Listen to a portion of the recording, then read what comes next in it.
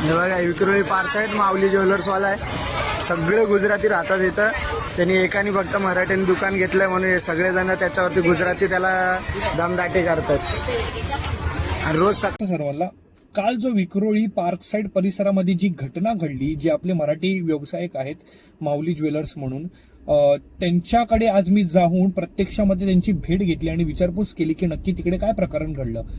तर त्या लोकांनी मला सांगितलं की त्यांच्या बाजूला एक चाळ आहे आणि ती जी चाळ आहे ना ती पटेल समाजाची आहे. ती पूर्णपणे परप्रांतीय लोकांची चाळ आहे आणि त्यांच्या एक गल्ली आहे. त्या गल्लीमध्ये बरेच दुकान आहेत, भरपूर दुकान आहेत. पण ही लोक काय करतात माहिती आहे का, कोणी त्यांच्या दुकानात जाऊ नये म्हणून त्यांच्याच दुकानाच्या बाहेर बरोबर गाड्या पार्क करणं. संध्याकाळची वेळ झाली की त्यांची जी पोरं आहेत ती त्या दुकानाच्या बाहेर घोळका करतात. म्हणजे कोण कुठच्या लेडीजला जर काही खरेदी करायची असेल ना तर ती आतमध्ये जाऊ नाही शकत. तर हे लोक असे कळं काढतात, जाणून बुजून कळं काढतात आणि भांडणं काहीतरी निर्माण करतात. आणि भांडणं झाल्यानंतर हे लोक काय करतात माहिती काय, त्यांच्या घरातील ज्या बायका आहेत ना सगळ्या चाळीतल्या पूर्ण बायका येतात आणि पुढे करतात. म्हणजे काय होणार, रागामध्ये कोणीतरी काहीतरी येऊन बोलेल किंवा करेल, म्हणजे काहीतरी पोस्को वगैरे केस टाकायची आणि ह्यांना आतमध्ये टाकायचा आणि अशा प्रकारे त्यांना त्यांचा काटा काढायचा होता. तर मग मी जाऊन त्यांना विचारलं की आपले जे मराठी बांधव आहेत तिकडे राहणारे त्यांनी तुम्हाला सहकार्य केलं की नाही. तर त्यांनी सांगितलं की भरपूर प्रमाणामध्ये त्यांना सहकार्य केलं.